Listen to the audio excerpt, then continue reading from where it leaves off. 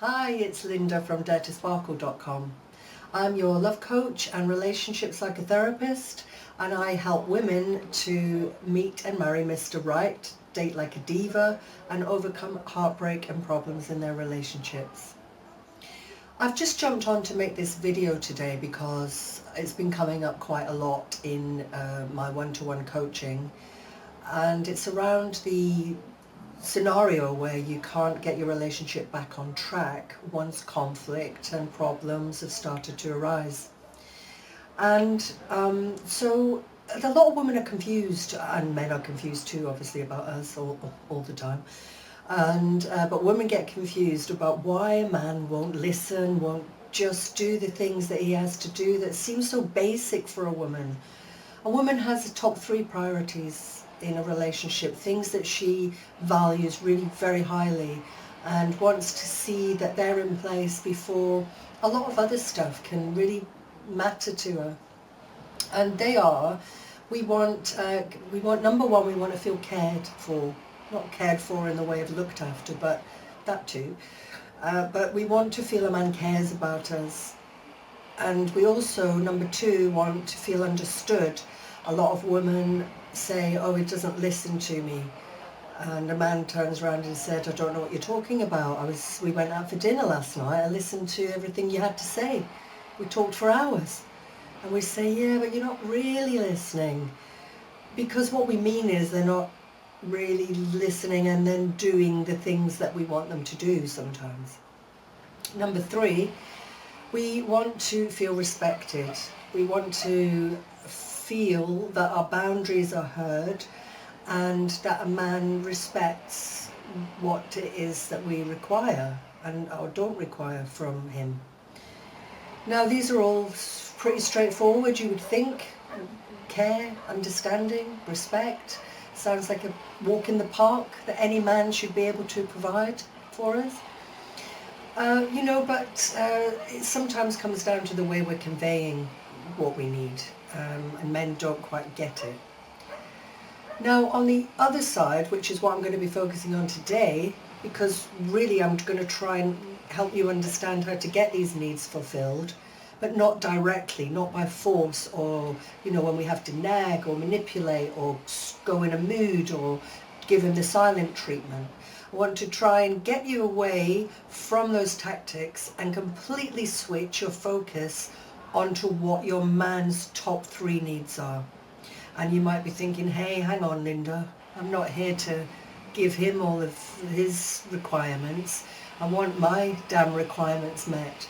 And of course, this is what we're going to be aiming for. But we're going to come in through a side door. Now, if you think about it, if you can get a man feeling fantastic about caring for you and respecting you and listening to you and wanting to really understand you, then that's going to get you much further forward than trying to force the issue. So I'm going to tell you his 3 top things so that you can start to change how you're approaching him, meet his needs, and indirectly get your own needs met. Okay, so when it comes to a man, of course he wants all of the usual things that you might get from a relationship, a sexy woman and someone who's got good values and whatever. We all want the same things, really. But he has a top 3 that he looks for to make him feel fulfilled in his role as your partner. And those top 3 things are, number 1, he wants to be accepted for who he is. And women are notorious for choosing men for their potential and not particularly for who they are in the current reality of the world. We're very good at projecting onto the future and thinking, oh, we put this silver screen up and a halo around them to think that he's this amazing person, and then we start living with him and we find out that maybe not. So then we set out to try and change them. So the number 1, he doesn't like that. He wants to feel accepted for who he is. Number 2, he wants to feel appreciation for the things that he does. And sometimes we also find that very difficult because some of the things we want him to do, he just won't do. And it could be the most basic things of dealing with chores or doing the dishes, taking us out on dates, making time for us.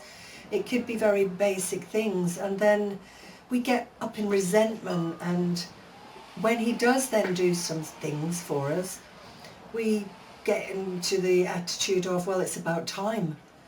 Or if you ask him to mow the lawn or do the dishes or bathe the kids and he does it, we come back at, well, if only I hadn't had to ask you to do it. And then he's deflated and he thinks, what's the point? Because he doesn't understand that having to ask him makes us feel that we're not listened to or cared about. He just sees, oh, well, she's asked, I've done it, and whoopee-doo. So he wants to be appreciated and for you to recognise when he is doing things that please you. And number 3, which is the thing that we're really going to be focusing on today, is your man wants to be admired.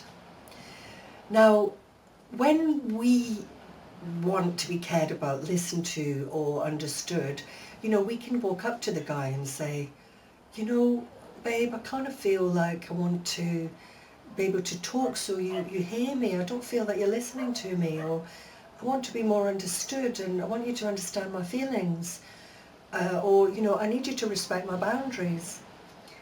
But it's really hard for a man to sort of waltz in one day and come into the kitchen and say, hey honey, I've decided I want you to admire me more, because it's just weird. It's weird. It's not something that a guy can go around particularly asking for.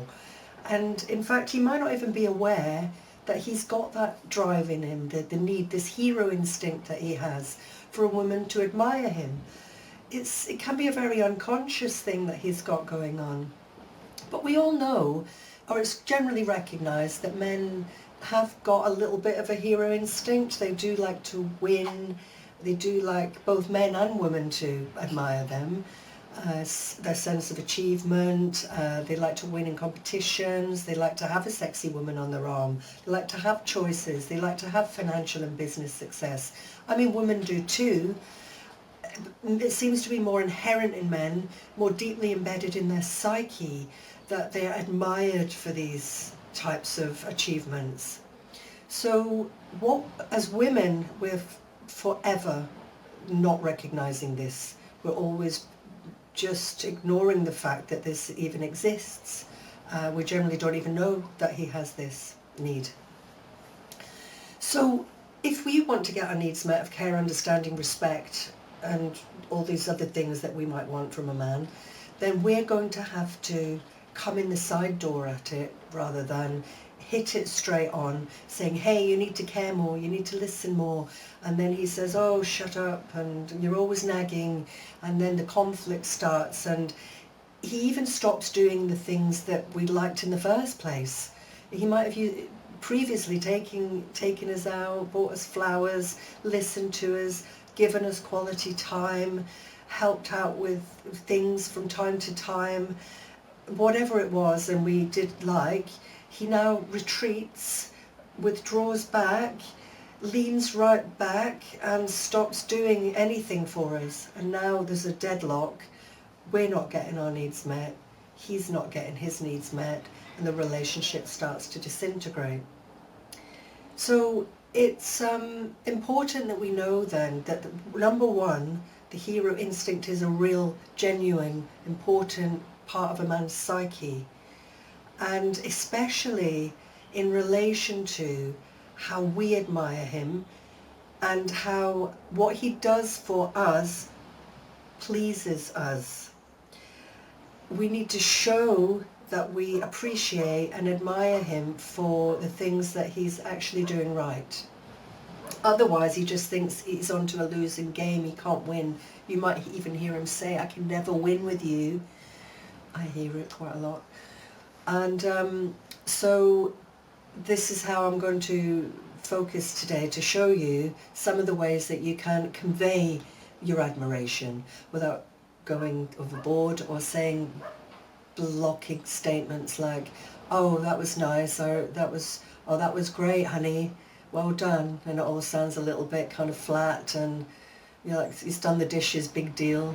and we're thinking like, who cares? So we should do the dishes.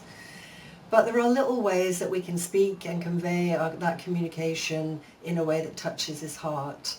And he really does receive it into this hero area of his being. And of course, in doing so, hopefully, over time, we're going to encourage him to do it all the more. Because when we do boost his heroic instinct, he has this little release of chemical feel-good in his system, and before he knows it, he's thinking, oh, I think I'll do the dishes, I think I'll take her out tonight. And he wants to be around you, and he wants to do things for you a lot more because it feels good to do it now.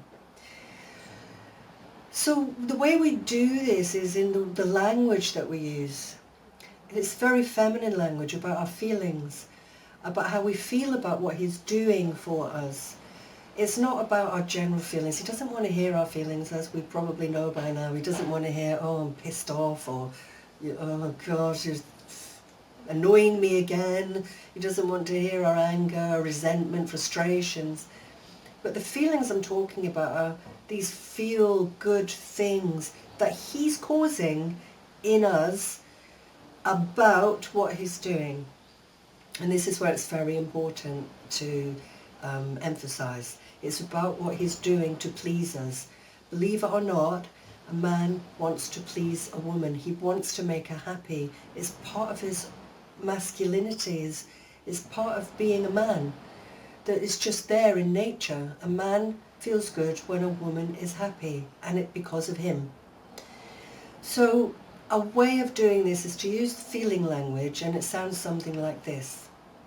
For example, just say he does, I'm not being gender stereotypical here, but just for the sakes of demonstration. If he mows the lawn, you might say in your old world, oh, thanks very much for mowing the lawn, it looks lovely, I appreciate that. Which, okay, that's nice.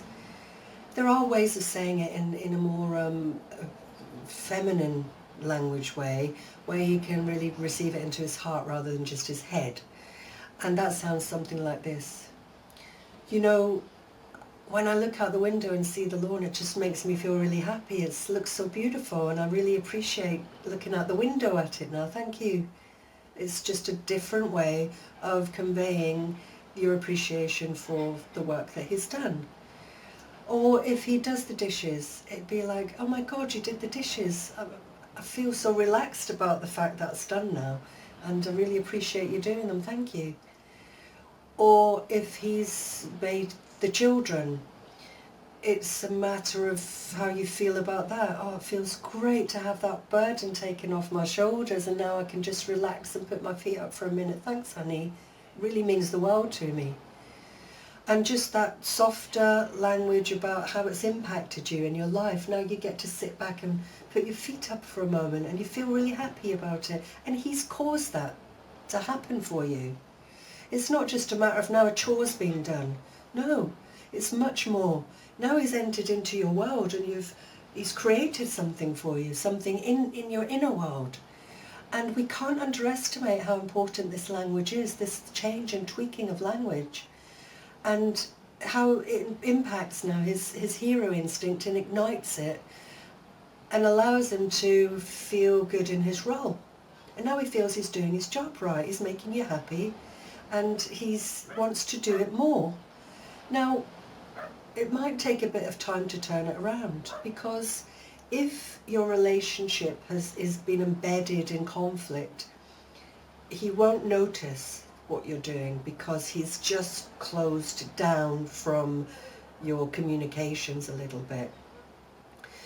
But given time and given the repetition of it and finding new ways of saying, I feel something about what you just did in a positive way, and conveying that to him, slowly but surely he will start to absorb it and realize that there's no conflict anymore. There's no more shouting and arguing. And of course this is just about day-to-day things, small things like chores, which can of course become big things. But you can use it in all conflict situations. If he's not taking you out or giving you any quality time, you know, you could say, you know, it feels so great to just spend some time with you. It really makes my heart feel soft and warm when I'm with you, and I miss that. And instead of, you know, what we might say is like, why don't you ever make time for me anymore? It's just changing and tweaking your language, so it's about how things make you feel and how much you appreciate whatever it is that you want him to do. So if he does take you out, it's like, wow, I felt amazing tonight, just spending time talking to you. I've enjoyed it so much. It made me feel really quite special. And you just use those types of language. Of course, if you want to up the ante, it's like, you know, well, you know, something about you taking me out tonight felt kind of sexy. And, well, if you say that to a man, he's probably going to do quite a few things more for you, so bear that in mind. Not that we're trying to manipulate him or anything, but, you know, sexy always works. A man's ears will prick up if you say that something makes you feel sexy. And obviously I'm talking about the normal, healthy, average human being, man, who wants a healthy relationship with his woman. So that's the hero instinct and how you might be able to start triggering it in a guy. And then, of course, instead of going to get your needs met directly with confrontation, you should see him start to be more supportive, more engaged with listening to you. He wants to hear your positive words. He wants to also make your heart feel good, so he'll be more open to listening to the times when you're not so happy.